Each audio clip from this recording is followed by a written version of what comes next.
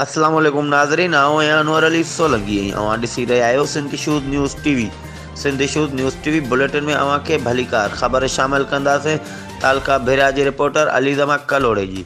तालका भेरिया ठारूशा में सिंध सोलंकी, इत्तेहाद तरफ़ां मज़हर सोलंकी, पोड़ो सोलंकी, मुहर्रम सोलंकी, इम्तियाज़ सोलंकी जी अॻुवाणी में ॿिनि नौजवान कातिल DSP हमीद पंवर जी गिरफ़्तारी लाइ एहतिजाजी मुज़ाहिरो कयो वियो, जिते हिननि मीडिया आॾो दाहींदे चयो त असांजे ॿिनि नौजवान अतहर सोलंकी ऐं मोहब सोलंकी खे DSP हमीद पंवर छड़तू पुलिस मुक़ाबिलो ॼाणाए क़तल कयो आहे, जंहिंजी DSP हमीद पंवर ऐं पुलिस एहलकारनि मथां केस दाख़िल आहे, मगर पुलिस पंहिंजे पटे भाई जी वंगार वंदे खेसि गिरफ़्तार नथी करे, जेको असां सां ज़ुल्म आहे, जंहिंजी भरपूर लफ़्ज़नि में मज़मत कयूं था। हिननि वज़ीर आला सिंध खां मुतालबो कंदे चयो त DSP हमीद पंवर ऐं ॿियनि जवाबदारनि एहलकारनि खे गिरफ़्तार करे शहीदनि जे वारसनि सां इंसाफ़ कयो वञे। हिननि चिताव ॾींदे चयो त DSP हमीद पंवर ऐं हिन जे साथियुनि खे गिरफ़्तार न कयो वियो त SSP नौशरो फ़िरोज़